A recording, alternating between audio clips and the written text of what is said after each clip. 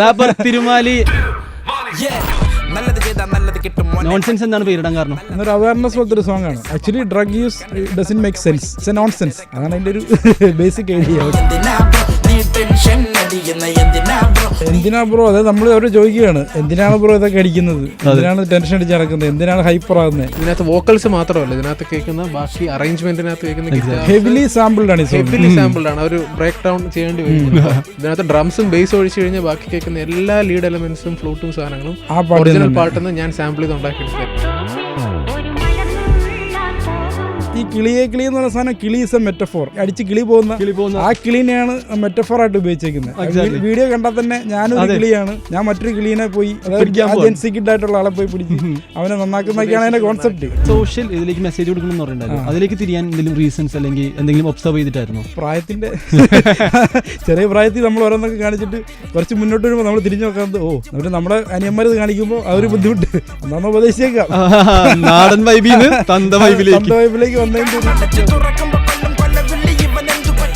Wrappers നോക്കുവാണെങ്കിൽ സിനിമകളിലുണ്ട്. അഭിനയമോഹം ഉണ്ടോ തിരുമാലിക്ക്? പിന്നെ പരിഷ്കരിയിലൊക്കെ ഞാൻ കഷ്ടപ്പെട്ട് അഭിനയിച്ചത് അഭിനയായിരുന്നു കേട്ടോ.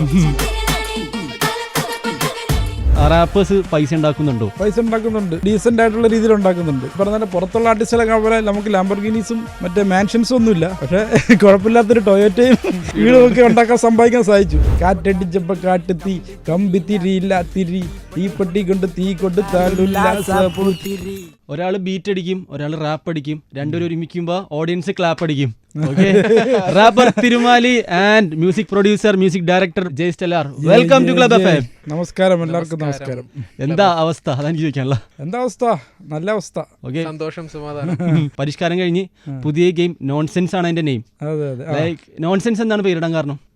ഈ സോങ് നിങ്ങൾ കേട്ടെങ്കിൽ നിങ്ങൾക്ക് മനസ്സിലാവും. ഈ സോങ്ങിന്റെ ഓൾ ഐഡിയസ് ഞാൻ പുതിയ ജനറേഷൻ അല്ലെങ്കിൽ ജെൻസി ഓഡിയൻസിനോട് പറയുകയാണ്, നമ്മളെ കേൾക്കുന്ന ലിസണറിനോട് പറയുകയാണ്, ഡ്രഗ് ഉപയോഗിക്കരുത്, ഡ്രഗിൻ്റെ പ്രശ്നങ്ങൾ ഇങ്ങനെയൊക്കെയാണ് എന്നൊരു അവയർനെസ് പോലത്തെ ഒരു സോങ് ആണ്. Actually drug use doesn't make sense, it's a nonsense. അതാണ് അതിൻ്റെ ഒരു basic idea. Okay, like music പ്രൊഡ്യൂസറാണ്. ഇത് കുറേ എന്ത് കൊളാബാണ്? ലൈക്ക് എനിക്ക് തോന്നുന്നത് 4-5ാമത്തെ കൊളാബാണ് നിങ്ങൾ തമ്മിലുള്ള. അറിയാവുന്ന 5ാമത്തെയാണ്. അതിന് മുമ്പ് ഇഷ്ടംപോലെ കൊളാബ് ഉണ്ട്. അപ്പോൾ പ്രൊഡ്യൂസർ എന്ന് മാറ്റിയിട്ട് ശരിക്കും പറഞ്ഞു കഴിഞ്ഞാൽ പ്രൊഡ്യൂസർ എന്ന് വേണമെങ്കിൽ പറയാം, മ്യൂസിക് പ്രൊഡ്യൂസറാണ്. ഓക്കെ, അപ്പോൾ റാപ്പറായിട്ടുള്ള റാപ്പ് എങ്ങനെയുണ്ട്? എല്ലാം അടിപൊളിയായിട്ട് പോകുന്നു. നമ്മൾ പിന്നെ നമ്മളിതിപ്പോഴും ലൈക്ക് നമ്മൾ തുടങ്ങിയ സമയം മുതലേ നമ്മളിതൊരു എന്താ പറയുക, ഇതൊരു ജോലിയായിട്ട് നമ്മളിതൊരു പാഷൻ പോലെ കാണുന്നതുകൊണ്ട് നമുക്കത് അറിയുന്നില്ല ഞങ്ങൾ എത്ര പാട്ട് ചെയ്തിട്ടുണ്ട്, എത്ര പാട്ട് പണ്ട് ഇറക്കി പല സ്ഥലങ്ങളും പോയിട്ടുണ്ട്. നമ്മളത് ഒരു പ്രോസസ്സായിട്ട് നമ്മളത് ചെയ്തുകൊണ്ടിരിക്കുന്നത്. ലൈക്ക് നിങ്ങൾ തമ്മിൽ എങ്ങനെയുണ്ട് പരിചയം വന്നത്? ലൈക്ക് ഇത്ര ആൾട്ട് അറിയാം? ഒരു 10 വർഷത്തിൽ കൂടുതലായിട്ട് അറിയാം. ഞാൻ തിരുവനന്തപുരത്തായിരുന്നു പഠിച്ചത്. തിരുമാലി അവിടെ സൗണ്ട് എഞ്ചിനീയറിംഗ് പഠിക്കാൻ വന്നിരുന്നു. അപ്പോൾ ഞാൻ കോളേജിൽ പഠിക്കുന്ന സമയം അപ്പോൾ ഞാനിങ്ങനെ അന്ന് സീനൊന്നുമില്ല, ഇൻഡിപെൻഡൻറ്റ് സീനില്ല, യൂട്യൂബൊക്കെ വരുന്നതേ ഉള്ളൂ. അപ്പോൾ ഞാനിങ്ങനെ എനിക്ക് പറ്റുന്ന പോലെ മ്യൂസിക്കൊക്കെ എന്നെ പറ്റുന്ന കമ്പോസിഷൻസും പ്രൊഡക്ഷനും ഒക്കെ ചെയ്യുമായിരുന്നു. അപ്പോഴാണ് ഇവരെ പരിചയപ്പെടുന്നത്, ഇവരെ ഫ്രണ്ട് വഴി. അപ്പോൾ ഇവർക്ക് മ്യൂസിക് പ്രൊഡ്യൂസ് ചെയ്യുന്ന ആൾക്കാരെ വേണം ആ സമയത്ത്. അപ്പോൾ നമുക്ക് എന്താണ് ചെയ്യണമെന്ന് അറിയില്ലായിരുന്നു, പക്ഷെ നമ്മൾ ആ സമയത്ത് ജാം ചെയ്ത് എല്ലാവരും പാട്ടൊക്കെ ഉണ്ടാക്കി അങ്ങനെ എവിടെ ഇരിക്കുന്നത്. ലൈക്ക് ഈ നോൺസെൻസ് ട്രാക്കിന്റെ മെയിൻ എനിക്ക് ഹുക്കായത് എന്തിനാ ഒന്നും പറഞ്ഞിങ്ങനെ പാടിക്കൊണ്ട് പോകുന്നുണ്ട്. അതായത് ഇത് എഴുതുമ്പോൾ ലൈക്ക് എവിടെ നിന്നാണ് ഇൻസ്പിറേഷൻ കിട്ടിയത്? എന്തിനാ ബ്രോ, അതായത് നമ്മൾ അവരോട് ചോദിക്കുകയാണ്, എന്തിനാണ് ബ്രോ ഇതൊക്കെ അടിക്കുന്നത്, എന്തിനാണ് ടെൻഷൻ അടിച്ച് നടക്കുന്നത്, എന്തിനാണ് ഹൈപ്പർ ആകുന്നത്, എന്തിനാണ് ഇങ്ങനെ കുടിക്കുന്നത്. ജസ്റ്റ് നമ്മൾ ഉപദേശിക്കുമല്ല, നമ്മൾ എന്തിനാണ് ചെന്നാണ് ചോദിക്കുകയാണ്. ചോദ്യം അവിടെ വെക്കണേ, ഒരു ചോദ്യം വെക്കുകയാണ്, ഉപദേശമായിട്ട് പോലും അല്ല അത്. ഇങ്ങനെ എന്തിനാണ് ചെയ്യുന്നത്, അതാണ് അതിൻ്റെ ഒരു ബേസിക്. എത്ര ടൈം എടുത്ത് ഇത് എഴുതി തീരാനും? എഴുതി തീരാനൊന്നും അധികം സമയമൊന്നും ഇല്ല. ഒരു ഐഡിയ നമുക്ക് മനസ്സിൽ തോന്നിക്കഴിഞ്ഞാൽ പിന്നെ ഒരു പെട്ടെന്ന് നമുക്ക് എഴുതാൻ പറ്റും. ഓക്കെ, അങ്ങനെ ഒരു ഇതുണ്ട്. തിരുമാലിക്ക് ആക്ച്വലിയിലേക്ക് എഴുതാൻ വേണ്ടിയിട്ട് എത്ര സമയം വേണം ഒരു പാട്ട് എഴുതാൻ? ഞാൻ നല്ല മൂഡിലാണെങ്കിൽ 30 മിനിറ്റ്സിലൊക്കെ ഒരു പാട്ട് എഴുതി കഴിയും. ഓക്കെ, പിന്നെ ഈ ഇച്ചിരി മടിയൊക്കെ പിടിച്ചിരിക്കുകയാണെങ്കിൽ കുറച്ച് ഒരു ഫസ്റ്റ് വേഴ്സ് എഴുതിയിട്ടിരിക്കും, പിന്നെ എപ്പോഴെങ്കിലും തിരിച്ചു വരാൻ നേരത്ത് സെക്കൻഡ് വേഴ്സ് എഴുതും. അങ്ങനെയൊക്കെ ഒരു 30 മിനിറ്റ്സിൽ തീർക്കാറുണ്ട്. ഒരു ഇരിപ്പിന് തീർക്കാനൊക്കെ പറ്റും. ക്രിയേറ്റീവ് ബ്ലോക്ക് വരാറുണ്ടോ നിങ്ങൾക്ക്? ക്രിയേറ്റീവ് ബ്ലോക്ക് ഇപ്പം അടുത്ത കാലത്തുണ്ട് കുറേ. കാരണം നമ്മൾ കുറേ എല്ലാ സബ്ജക്റ്റ് വഴിയൊക്കെ കുറേ സബ്ജക്റ്റ് വഴി സഞ്ചരിച്ച് കഴിയുമ്പോൾ നമുക്ക് എഴുതാൻ ഇല്ലാതെയാവും. അങ്ങനെ ഒരു ക്രിയേറ്റീവ് ബ്ലോക്ക് ഉണ്ട്. അപ്പോൾ എന്തായിരിക്കും ചെയ്യുക? അപ്പോൾ നമുക്ക് മോട്ടിവേറ്റ് ആകുന്ന എന്തെങ്കിലും ഒരു സബ്ജക്റ്റ് കിട്ടിയാലേ നമുക്ക് എഴുതാൻ പറ്റുള്ളൂ. ബാക്കി നമ്മൾ കുറേ കൈ കടത്തി കഴിഞ്ഞു. അതെ. അപ്പോൾ നമ്മൾ എഴുതാത്തൊരു മേഖലയാണെങ്കിൽ ഇൻസ്പയറിംഗ് ആണ് എഴുതാൻ. അടിപൊളി. ഇപ്പൊ പ്രൊഡ്യൂസറിനോട് ചോദിക്കുകയാണെങ്കിൽ ഇപ്പൊ ഇതിന്റെ മെയിൻ ഹൈലൈറ്റ് എന്ന് പറയുമ്പോൾ അതിന്റെ ഇടയിലോട്ട് കിളിയേ അല്ലെങ്കിൽ ആ ഒരു ബീറ്റ് എങ്ങനെ ട്രാൻസിഷൻ കൊണ്ടുവന്ന് ആ ഒരു തോട്ട് എങ്ങനെ വന്നു? ഇത് ഈ പ്രോജക്റ്റ് ആക്ച്വലി ശരിക്കും സാമ്പിൾ ചെയ്ത് പാട്ടുണ്ടാക്കണം. പരിഷ്കാരം നമ്മൾ ഉല്ലാസപൂത്തിരികൾ സാമ്പിൾ ചെയ്തു. അപ്പോൾ അതിനുശേഷം ഏത് പാട്ട് ചെയ്യുന്നുള്ളൊരു സംഭവം ഉണ്ടായിരുന്നു. അപ്പോൾ ആ സമയത്ത് നമ്മൾ ചെയ്ത സോങ് ആണ്. ഇറങ്ങാൻ കുറച്ച് ലേറ്റ് ആയി പോയെന്നേ ഉള്ളൂ. ഇപ്പൊ കുറച്ച് സിനിമകളിലൊക്കെ ഈ പാട്ട് വന്ന് പിന്നെ ഉണ്ടല്ലോ, തിയേറ്ററിൽ നിന്ന് ഇങ്ങനെ ഞെട്ടിപ്പോയി പാട്ട് തിരുവനന്തപുരം വിളിച്ചു കളിയാ നമ്മുടെ പാട്ട് പടത്തിൽ നല്ല കാര്യമല്ലേ പറഞ്ഞ അങ്ങനെയല്ല, പടത്തിൽ അത് പ്രോപ്പറായിട്ട് വന്നിട്ടുണ്ട്. പക്ഷെ പിന്നെ ഞങ്ങളത് ചേഞ്ച് ചെയ്തില്ല. നമ്മളത് നമുക്കൊരു ഉദ്ദേശം ഉണ്ടായിരുന്നു.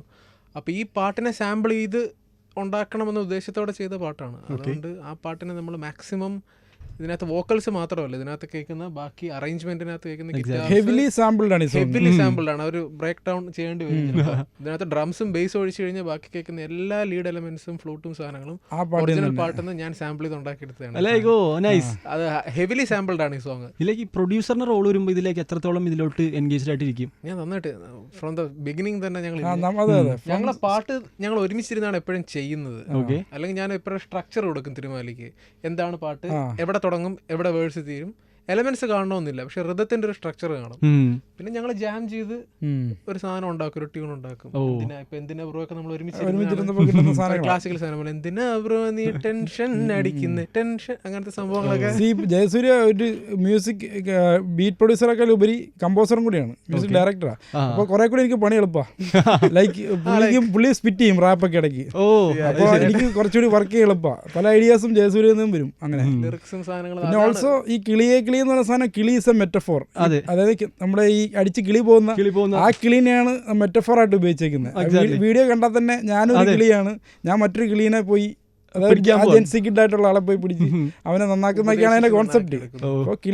കിളി is also metaphor in the song. അതുകൊണ്ടാണ് നമ്മൾ ആ പാട്ട് യൂസ് ചെയ്തത്. അപ്പൊ നമുക്കൊരു ഉദ്ദേശശുദ്ധി ഉണ്ടായിരുന്നു. ചുമ്മാ ഒരു പാട്ടിനെ സാമ്പിൾ ചെയ്തിട്ട് അപ്പൊ തീം ഞങ്ങൾ തീരുമാനിച്ചു. പരിഷ്കാരി ഭയങ്കര ഹിറ്റായല്ലോ, ഞങ്ങൾ വിചാരിച്ചതിനേക്കാളും ഹിറ്റായി.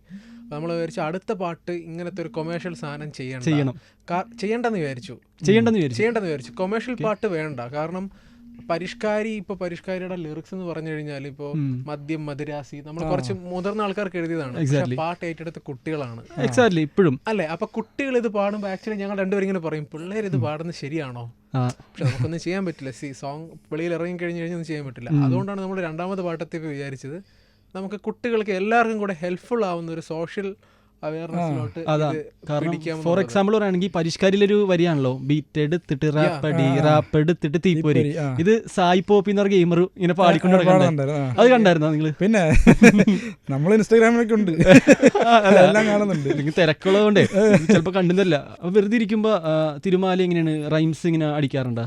വെറുതെ ഇരിക്കുമ്പോൾ ഞാനിങ്ങനെ ഓരോന്നൊക്കെ എൻ്റെ മൈൻഡിൽ ഇങ്ങനെ ഓരോ റാപ്സ് വരും. അത് ഞാൻ മറന്നു പോകും കേട്ടോ. എഴുതി വെക്കാൻ ചില പഞ്ച് ലൈൻസ് ഒക്കെ എഴുതുക. ഞാൻ ചിലപ്പോൾ എഴുതി വെക്കാൻ മറന്നു പോകും. ഒരു ബുക്കുണ്ട് ലിറിക്സ് ഒക്കെ, അത് എടുത്ത് നോക്കിക്കഴിഞ്ഞാൽ ഇങ്ങനെ കുറെ ഇങ്ങനെ എന്തൊക്കെയോ എഴുതി വെച്ചേക്കുന്നതാണ്. ചുമ്മാ നമ്മൾ ഡ്രൈവ് ചെയ്ത് പോകാൻ നേരത്തൊക്കെ ഓരോ ലൈൻസ് ഇങ്ങനെ വരും. എനിക്ക് തോന്നുന്നു റാപ്പേഴ്സിന്റെ ഒക്കെ ഒരു മൈൻഡ് സെറ്റ് അങ്ങനെയാണെന്ന് തോന്നുന്നു. മെന്റാലിറ്റി എവിടെന്നെങ്കിലും ഒക്കെ ഓരോ ബാർസ് ഇങ്ങനെ വന്നുകൊണ്ടിരിക്കും. ഞാൻ ചിലപ്പോൾ സമയം ഉണ്ടെങ്കിൽ നോട്ട് ചെയ്യും, ഇല്ലെങ്കിൽ അത് ആ വഴിക്ക് പോകും. ഓർമ്മയുള്ള ഏതെങ്കിലും പഞ്ച് ലൈൻ ഉണ്ട് ഇപ്പൊ അങ്ങനെ ചോദിച്ചാൽ പെട്ടെന്ന് എടുത്ത് പറയാൻ പറ്റില്ല. ചില സമയത്ത് ഇതിങ്ങനെ വരും. അപ്പൊ എനിക്ക് തന്നെ ചിലപ്പോൾ രോമാഞ്ചം വരും. തന്നെയാണ്. ഇപ്പൊ നോൺസെൻസിൽ തിരുമാലിക്ക് ഏറ്റവും ഇഷ്ടമുള്ള ഒരു അതിലെ വരി ഏതാണെന്ന് ചോദിച്ചാൽ എന്തായിരിക്കും? രക്തം ഛർദ്ദിച്ചാൽ നീ രക്തസാക്ഷിയാവില്ല, മദ്യം വർജിച്ചാൽ നീ മദ്യപാനിയാകില്ല, നീ ഒന്ന് ശ്രദ്ധിച്ചാൽ നീ നിത്യരോഗിയാകില്ല, നിവർത്തിക്കെട്ട കാലം വരും ആരും കൂടെ കാണില്ല. അങ്ങനെ ഒരു പാട്ട്. അതൊരു രക്തം ഛർദ്ദിച്ചു കഴിഞ്ഞാൽ നീ രക്തസാക്ഷിയാവില്ല. അതായിരുന്നു അടുത്ത ചോദ്യം. അതായത് ഇതിന്റെ ഇൻസ്പിറേഷൻ രക്തം ശ്രദ്ധിച്ചാൽ നീ എങ്ങനെ രക്തസാക്ഷിയാകില്ല. അതൊരു വിറ്റി ബാർ എന്ന് വേണം നമുക്ക് പറയാം, ഒരു തമാശക്ക് പറയുന്ന. നീ രക്തം ശ്രദ്ധിച്ചാൽ നീ രക്തസാക്ഷിയായില്ല. രക്തസാക്ഷി എന്ന് പറഞ്ഞാൽ എൻ്റെ വല്ല പാർട്ടിക്ക് വേണ്ടി പ്രവർത്തിച്ച് വെട്ടുകൊണ്ട് മരിച്ചയാളാണ് രക്തസാക്ഷി. രക്തം ചീന്തിയെന്നർത്ഥം. നീ കള്ളു കുടിച്ചിട്ട് രക്തം വാള വെച്ച് കിടന്ന നീ രക്തസാക്ഷിയാവില്ല. ഒരു വിറ്റി ബാറാണ്, തമാശയാണ്. അതിലൊരു ചെറിയ മെസ്സേജ് ഉണ്ട്. അതാണ് അതിന്റെ. അതുപോലെ തന്നെ മദ്യപിച്ച മദ്യപാനി ആവില്ല. അങ്ങനെ ഒരു മദ്യപിച്ചാൽ നല്ലത് മദ്യം വർജിച്ചാൽ എന്നാണ്. മദ്യം വർജിച്ചാൽ നീ മദ്യപാനി ആകില്ല. ഇതൊക്കെ കേൾക്കുമ്പോ ബ്രോന് എന്തായിരിക്കും തോന്നുന്നത്? ഓക്കെ, ഇത് ആഡ് ചെയ്യാം. അല്ലെങ്കിൽ നിങ്ങൾ ഡിസ്കഷൻ ചെയ്യുമ്പോൾ ഇങ്ങനെ തീരുമാനിക്കും എന്ത് വെക്കണം എന്ത് വെക്കണ്ട. കൂടുതൽ ലിറിക്സിൽ കൈകടത്താറുണ്ട് ആദ്യം തന്നെ. കാരണം ഞാൻ പറഞ്ഞില്ലേ, നമ്മളിരുന്ന് ഫ്രീ സ്റ്റൈൽ ചെയ്ത് കഴിയുമ്പോൾ തന്നെ തിരുമാലി അത്യാവശ്യം ഫ്രീ സ്റ്റൈൽ ചെയ്യും. അപ്പൊ തന്നെ ഇതിനകത്തുള്ള ഒരു 80% ലൈൻസ് കിട്ടും. ഇപ്പൊ ആദ്യം ശ്രദ്ധിച്ചാൽ നിധി ശ്രദ്ധിച്ചാൽ ഇങ്ങനെയാണ് പോകുന്നത്. അപ്പൊ തന്നെ നമ്മൾ നോട്ട് ചെയ്യും ഇതിനകത്ത് ഏതൊക്കെ ലൈൻസ് കൊള്ളാം, ഏതൊക്കെ ലൈൻസ് പ്രശ്നമാണ് അല്ലേ, അതെ. അവിടെ തന്നെ ആ പ്രോസസ്സ് തുടങ്ങുന്നുണ്ട്. ആ പിന്നെ പാട്ട് ചെയ്ത് തീരുന്നവരെ നമ്മളിങ്ങനെ അങ്ങോട്ടും ഇങ്ങോട്ടും മാറ്റിയും തിരിച്ചിരിക്കും. അതാണ്. ഓക്കെ. മ്യൂസിക് പ്രൊഡ്യൂസറിനെ നോക്കുവാണെങ്കിൽ ഇപ്പോൾ ജയസ്റ്റെല്ലാർ ഒരു നാഷണൽ അവാർഡ് മ്യൂസിക് പ്രൊഡ്യൂസറാണ്.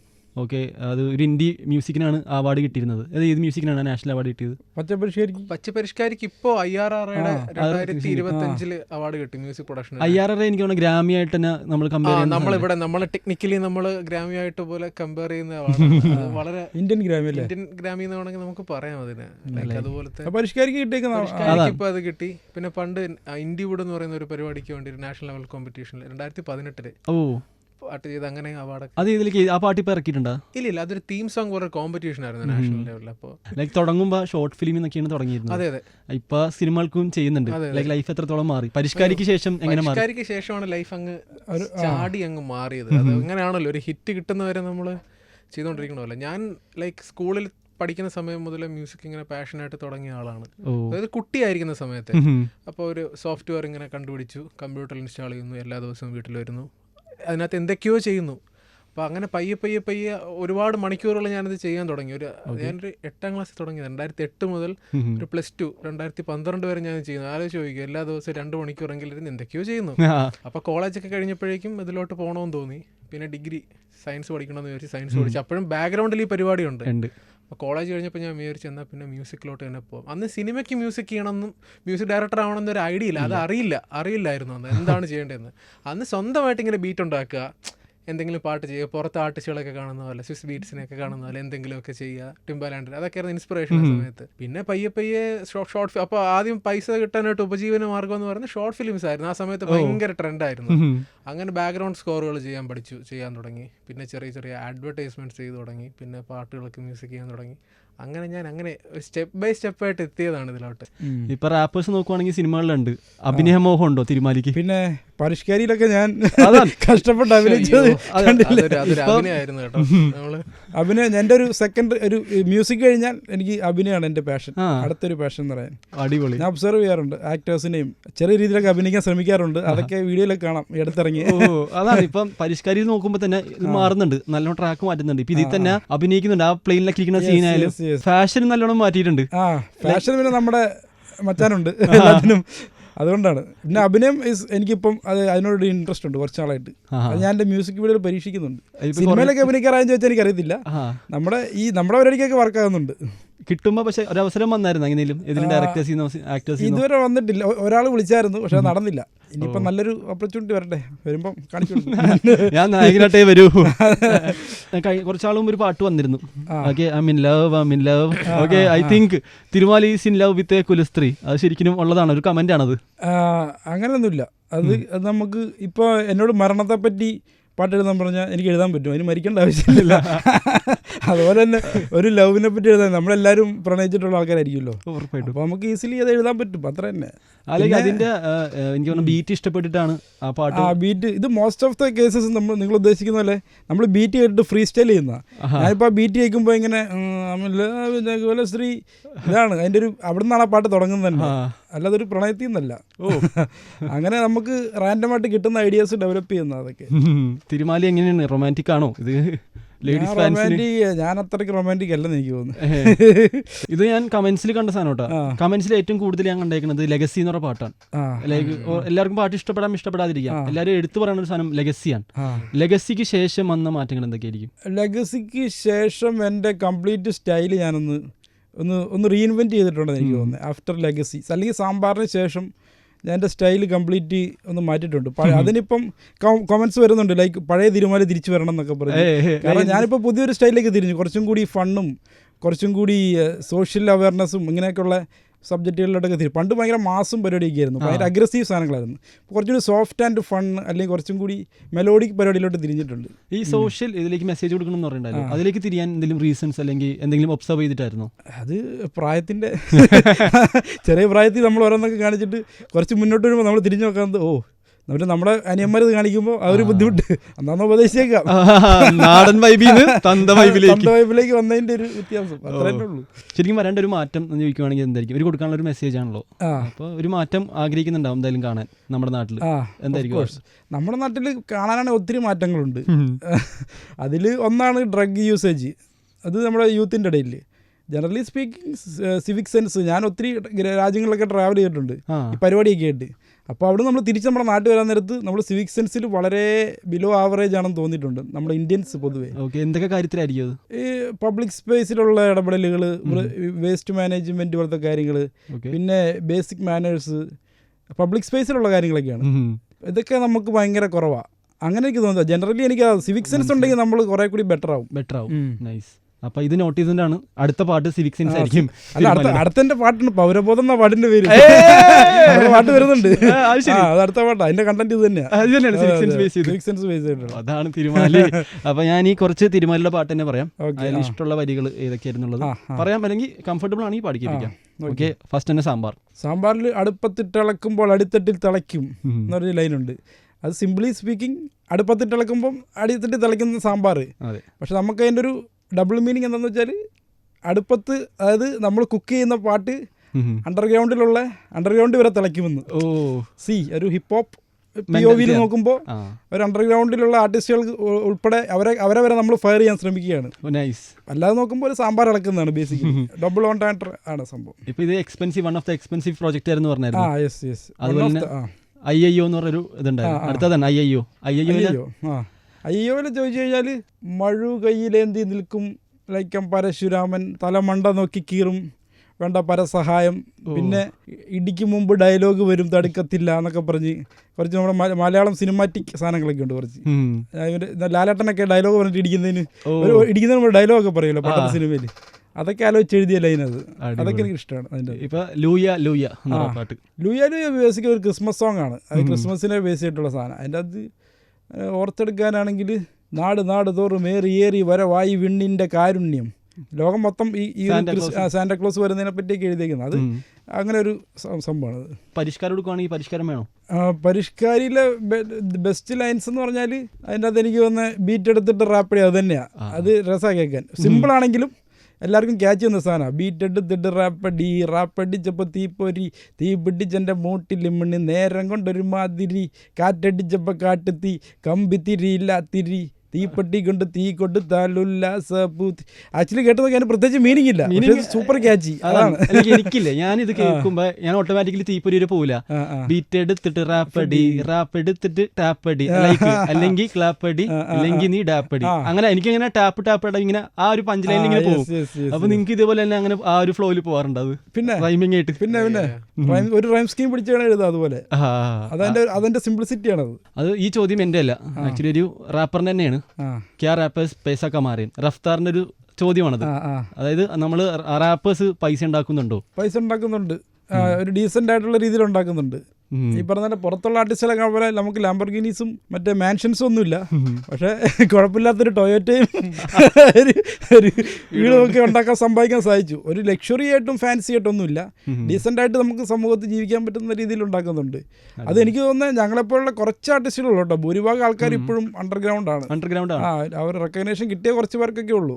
ലൈക്ക് തിരുമാലി ഒരു അണ്ടർഗ്രൗണ്ട് ആയിരുന്നു, മെയിൻ സ്ട്രീം ചെയ്യുന്നുണ്ട്. അണ്ടർഗ്രൗണ്ട് വരാൻ ആഗ്രഹിക്കുന്നവർ അല്ലെങ്കിൽ നിൽക്കുന്നവരോട് എന്താണ് പറയാനുള്ളത്? ഇപ്പം ഞങ്ങൾ തുടങ്ങിയ പോലെ അല്ല ഇപ്പോഴത്തെ ഒരു കണ്ടീഷൻ. ഞങ്ങൾ തുടങ്ങിയപ്പോൾ എന്താണെന്ന് വെച്ചാൽ ഞങ്ങൾക്ക് ഇത് ഒരു കരിയർ ഓപ്ഷൻ ആയിട്ടോ ഒരു ഒരു മണി മേക്കിംഗ് ഒരു വഴിയായിട്ടൊന്നും കരുതിയിട്ടില്ല. ഞങ്ങൾ വെറും പാഷനാണ്. ഞങ്ങൾ ഓൺ ദ വേ ആണ്. ഇതിനകത്ത് പൈസയൊക്കെ ഉണ്ടെന്ന് തന്നെ മനസ്സിലാവും. അതെ. ഇപ്പോഴത്തെ ആളുകൾക്ക് ഒരുപാട് ലക്ഷ്യങ്ങളുണ്ട്, പാട്ട് മാത്രമല്ല. വേണേൽ അവർക്ക് സക്സസ്ഫുൾ ആകാം, ഫേമസ് ആകാം, റിച്ച് ആകാം, ഒരുപാട് ഓപ്ഷൻസ് ഉണ്ട് ഇവർക്ക്. ഇവർക്ക് ഈ പാഷൻ, ഈ മ്യൂസിക് എന്ന് പറഞ്ഞ സാധനത്തിൽ നിന്ന് ഫോക്കസ് പോകുന്നുണ്ടോ എന്നൊരു ഡൗട്ട്. എനിക്ക് പറയാനുള്ളത് എന്താണെന്ന് വെച്ചാൽ ആ പാഷൻ ടു ദ മ്യൂസിക് അതായിരിക്കണം ഒരു ഫസ്റ്റ് പ്രയോറിറ്റി. മനസ്സിലായി. ബാക്കി ഗോൾസ് ഇപ്പോൾ റിച്ച് ആകാൻ വേണ്ടി വന്ന് റിച്ച് ആയി കഴിഞ്ഞപ്പോൾ എന്ത് ചെയ്യും?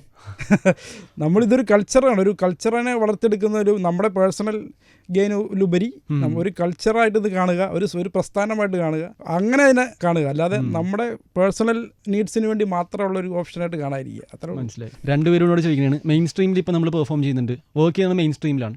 ഇതിന് ശേഷം ഫേസ് ചെയ്യണ ഒരു ചലഞ്ച് അല്ലെങ്കിൽ എന്തായിരിക്കും നിങ്ങൾ മെയിനായിട്ട് കീപ്പ് ചെയ്യാന്ന് ചെയ്യണത്? ഇപ്പം എന്നെപ്പോലെ ഇപ്പോൾ എൻ്റെ പേഴ്സണൽ അഭിപ്രായം പറയാൻ പറ്റുള്ളൂ. ഞാൻ ഈ ഫെയിം അധികം എൻജോയ് ചെയ്യാത്ത ആളാണ്. എനിക്കത് പറ്റുന്നില്ല. അപ്പോൾ എനിക്ക് പബ്ലിക്കിലൊക്കെ ഇറങ്ങുമ്പം ഒത്തിരി ഞാനിങ്ങനെ എൻ്റെ കാര്യം നോക്കി പോകുന്നിടത്ത് ഒത്തിരി ആൾക്കാർ നമ്മളെ തിരിച്ചറിയുന്നു. അത് എൻജോയ് ചെയ്യുന്നവർക്ക് അടിപൊളിയായിരിക്കും. പക്ഷെ എനിക്കത് കുറച്ച് പ്രശ്നമാണ്. അപ്പോൾ എനിക്ക് പബ്ലിക് ഇവൻറ്റ്സിൽ അധികം പോകാൻ പറ്റാത്തൊരു സാഹചര്യമുണ്ട്. പിന്നെ ഈ പറഞ്ഞ പോലെ നമ്മളൊരു ലെവലിൽ ഒരു സ്ഥലത്ത് എത്തിക്കഴിഞ്ഞാൽ അത് മെയിൻറ്റെയിൻ ചെയ്യാനാണ് ഏറ്റവും പാട്. അതെല്ലാവരും പറയുന്നതാണ്. ഒരു പക്ഷേ നമ്മൾ എങ്ങനെയൊക്കെ എത്തിപ്പെടും, പിന്നെ അത് മെയിൻറ്റെയിൻ ചെയ്യാന്ന് പറഞ്ഞാൽ അതിനേക്കഴിഞ്ഞും കഷ്ടപ്പാടാണ്. അതൊക്കെയാണ് ഇതിൻ്റെ ഒരു കഷ്ടപ്പാടുകൾ. അപ്പോൾ മെയിൻറ്റെയിൻ ചെയ്ത് പോകുന്നുണ്ട് സ്മൂത്തായിട്ട്, കുഴപ്പമില്ലാതെ പോകുന്നുണ്ട്.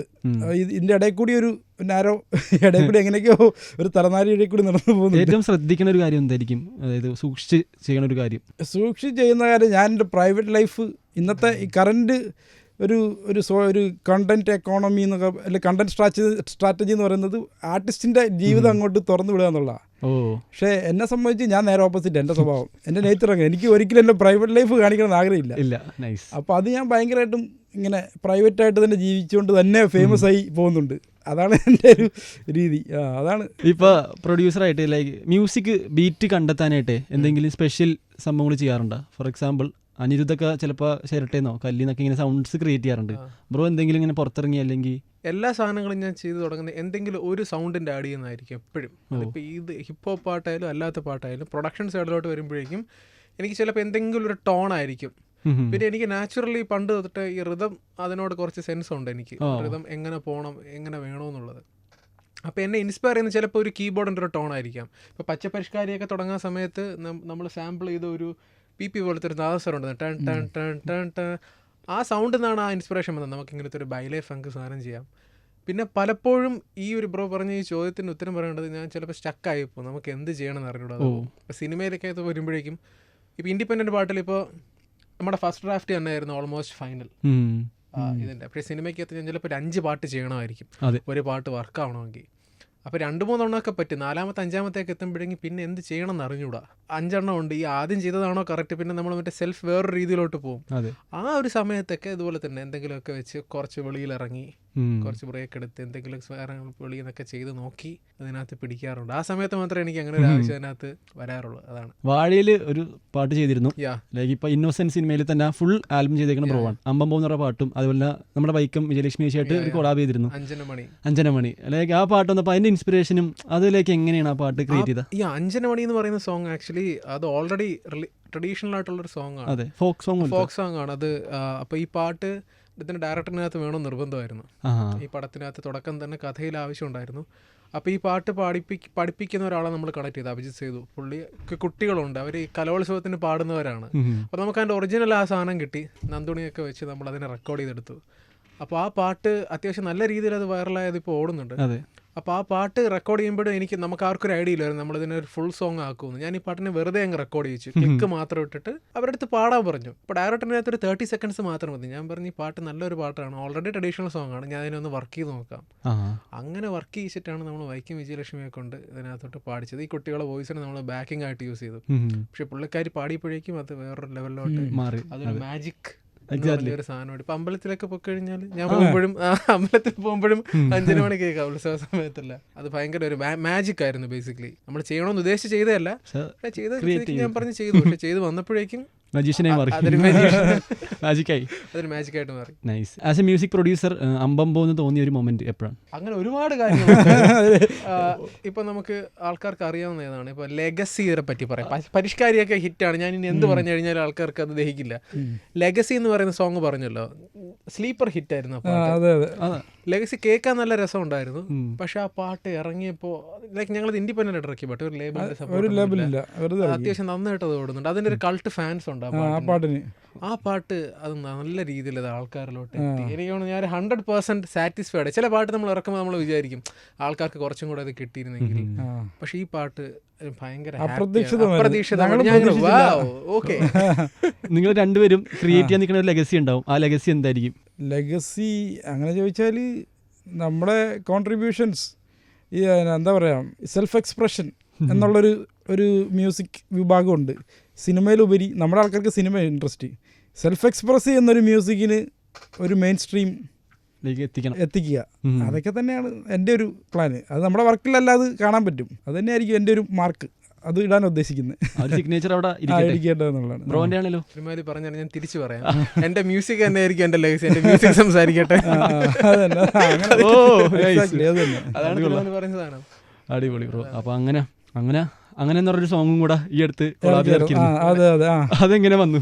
ഈ പറഞ്ഞ പോലെ നമ്മുടെ നൂത്തിര പ്രൊഡക്ഷൻസ് റയ്യാനും മെൽവിനും നമ്മുടെ ഓൾഡ് ഫ്രണ്ട്സ് ആണ്. പണ്ട് തൊട്ടേ അവർ UK അവർ, പക്ഷെ നമ്മൾ അവരുടെ പാട്ടുകൾ അവരും പണ്ട് തൊട്ടേ ചെയ്യുന്നുണ്ട് ഞങ്ങൾ ചെയ്യുന്ന സമയത്തൊക്കെ. അപ്പം അങ്ങനെയുള്ള പരിചയമാണ്. അപ്പോൾ അന്നോട്ട് അവർ നമുക്കൊരു ട്രാക്ക് ചെയ്യണം എന്നൊക്കെ പറയുമായിരുന്നു. അതിങ്ങനെ കറങ്ങി തിരിഞ്ഞ് 4-5 വർഷം കഴിഞ്ഞപ്പോഴാണ് അങ്ങനെ ഒരു പ്രോജക്റ്റ് ഓൺ ആയത്.